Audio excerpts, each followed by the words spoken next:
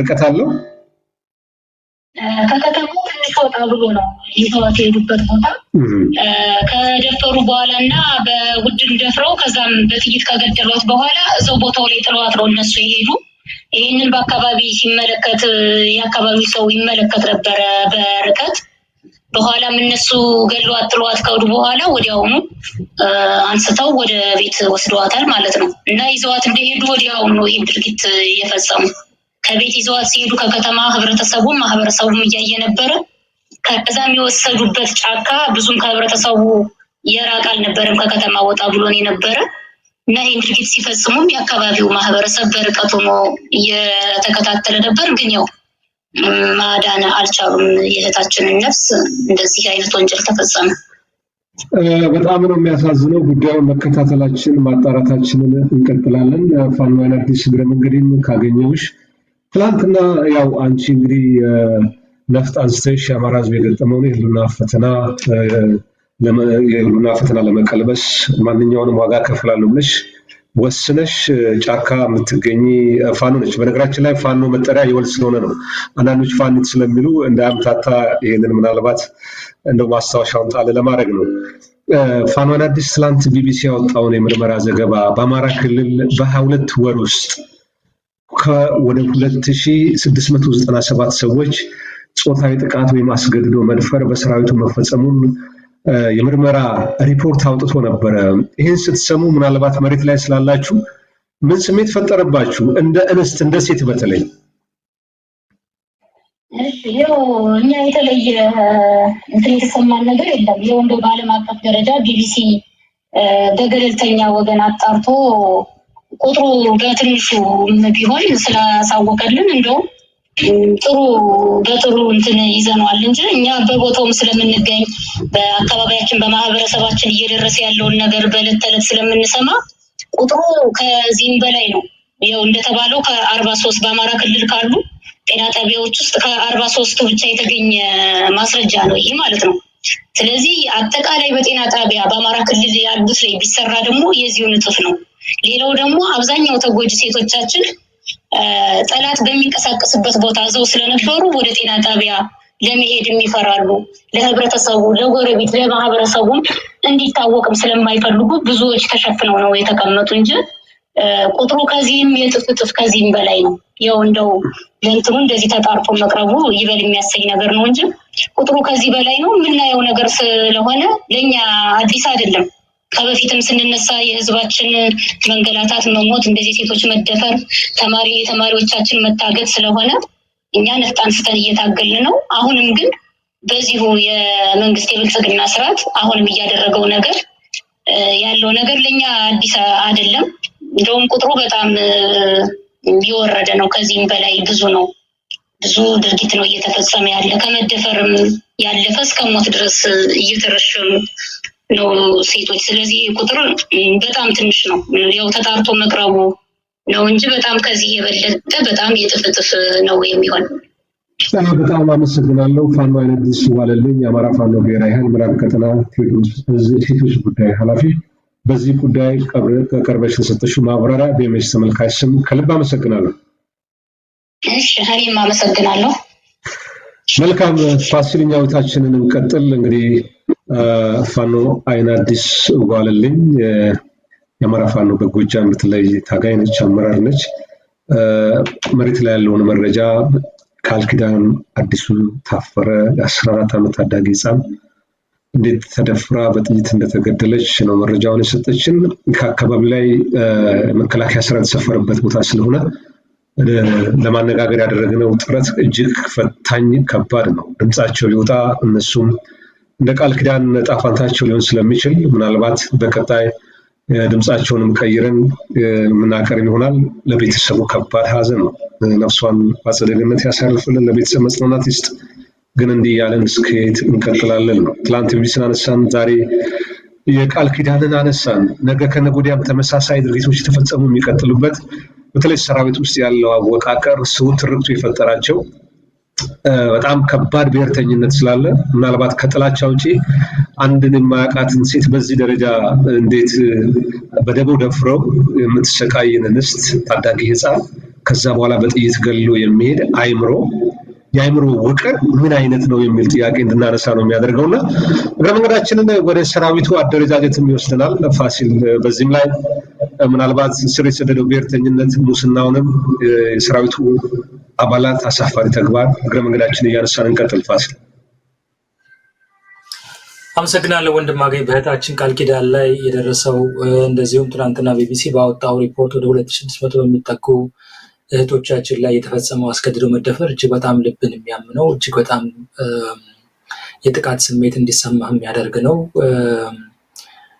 አረኖ አንዳንዱ ነገር በቃላት ለመግለጽ ይከብዳል። እውነት ለመናገር በተለይ በአማራ ክልል በሴቶች ላይ የሆነ ያለው ትናንት በትግራይ ክልል ውስጥ የተፈጸመው ይታወቃል። የዓለም አቀፍ መገናኛ ብዙሃን የዓለም አቀፍ የሰብአዊ መብት ተቋማት ሪፖርት ሲያደርጉት ነበረ።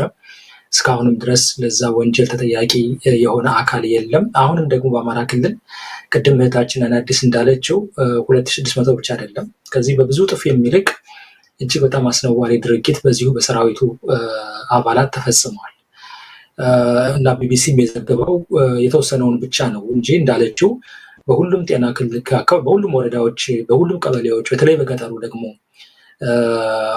ምርመራ ቢካሄድ አይ ቲንክ ቁጥሩ ሁላችንም ልናስበው ከምንችለው በላይ ይመስለኛል። በጣም በጣም ከባድ ነው። የአማራ ሕዝብ በተለይ ደግሞ እህቶቻችን በዚህ ሰዓት እያሳለፉት ያለው ህይወት እጅግ በጣም የሲኦል የመከራ ህይወት ነው። ይሄ ይሆን ተብሎ የሚፈጸም ነው ወይ ነው እንግዲህ የመጀመሪያው ጥያቄ። በእኔ ግምገማው በጣም ሲስተሚክ የሆነ ነው። የበቀል ስሜት አድርጌ ነው የማየው። ሌላ ምንም አልልም። እንደዚህ አይነት በጣም በጥላቻ የተሞሉ ምንም ማሰብ የማይችሉ ባሎኖች በክልል ውስጥ ተሰራጭተዋል። ስለዚህ ያንን የጥላቻ ውስጣቸው የተጠራቀመውን ጥላቻ የሚያስወጡት የተለያዩ የበቀል እርምጃዎችን በመውሰድ ነው። በንጹሐን ዜጎች ላይ ግድያ በመፈጸም ሴቶችን በመድፈርና በመሳሰሉት አስከፊ ወንጀሎች ነው። እንስሳትን ሳይቀር ያርዳሉ፣ እህል እያቃጠሉ ይሄዳሉ። ስለዚህ እነዚህ ኤቲክስ ምንድን ነው? የዓለም አቀፍን የጦር ህግ አክብረው ስራ የሚሰሩ ወይም የሚታገሉ አይደሉም፣ የሚዋጉም አይደሉም። ጀስት ይሄ በቃ በቀል የሆነ የአንድን አካባቢ ማህበረሰብ የማጥፋት ዘመቻ ነው እያካሄዱ ያሉት እና ይሄ ደግሞ ተደብቆ የሚቀር ሳይሆን ይኸው ዛሬም ቢቢሲ እንዳጋለጸው ነገ ከነገ ወዲያ የሚወጣ ነው። የትኛውም ወንጀል በምድር ላይ ተደብቆ አይቀርም። ዛሬ ስልጣን ስላለህ ለተወሰነ ጊዜ ላትጠየቅ ትችል ይሆናል፣ ወይም ማትጠየቅ ሊመስልህ ይችል ይሆናል። ነገር ግን ጊዜ ዘንበል ይላል፣ ነገሮች ይለወጣሉ። የእነዚህ እህቶቻችን ደም በከንቱ ፈሶ አይቀርም። የእናቶች እንባ በከንቱ ፈሶ አይቀርም። አንድ ቀን ይህን ሁሉ ትዕዛዝ የሰጠው ሰራዊት አዛዥ ይሁን አይቶ እንዳላየ ዝም ብሎ የሚያልፈውም ወይም ውሳኔ ያልወሰደው የሰራዊት አባል ሁሉ ይጠየቅበታል። የጊዜ ጉዳይ ነው። በጣም በጣም ጊዜ ዘንበል ካለ ነገሮች ሁሉ ይበላሻሉ። ምናልባት የዓለም አቀፉ ማህበረሰብ አሁን አይቶ እንዳላየ ሆኖ ዝም ሊል ይችላል። ነገር ግን ይሄ ሁሉ ዶኩመንትድ ነው። ይሄ ሁሉ ጊዜ ነው የሚጠብቀው።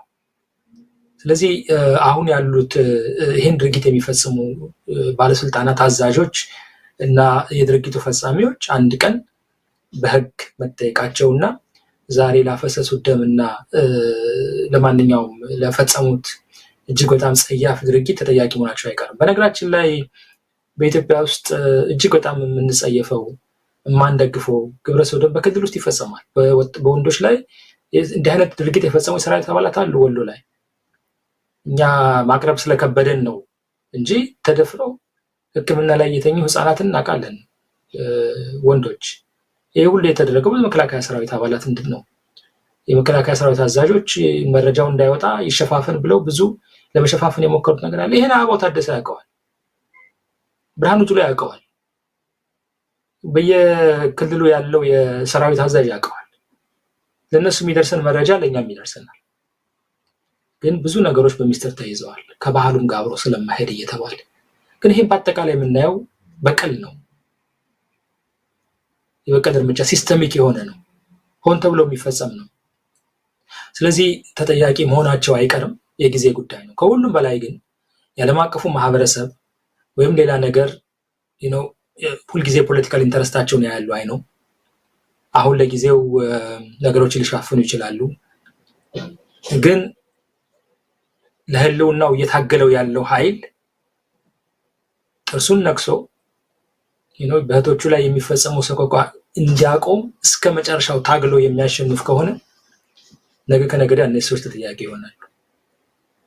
ነገር ግን በውስጥ ሽኩቻ ታጥሮ በተለያዩ ጥቃቅን ማይነር በሆኑ ጉዳዮች ላይ የተለያየ ትግሉንም ያራዝመው ከሆነ ማያሸንፍ ከሆነ ግን እንደዚህ አይነት ወንጀለኞች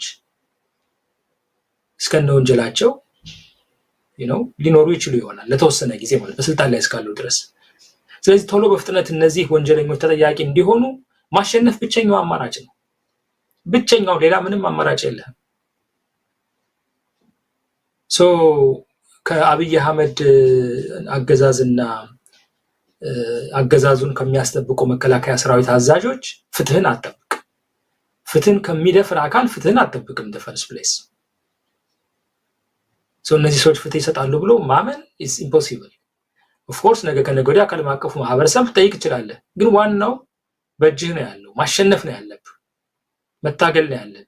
ስታሸንፍ ነገ ከነገ ወዲያ ፍትህን ለማረጋገጥ እድሉ ይኖርሃል። ያን ጊዜ በየቦታው የተሽሎክልኮ እንዲህ አይነት ወንጀል የፈጸመው ሁሉ በየትኛውም ዓለም ቢገባ የሚያመልጥበት እድል አይኖርም። ያማል ወንድማገኝ፣ እንደ ዜጋ እንደ ሰው እጅግ በጣም ያማል። ምንም አለማድረግ ደግሞ የበለጠ ያማል ነው። ነገር ግን ፍትህ አንድ ቀን ለነዚህ ሂደቶቻችን፣ ፍትህ አንድ ቀን ለተጎዱ ወላጆች ትመጣለች። እሱን አምናለሁ።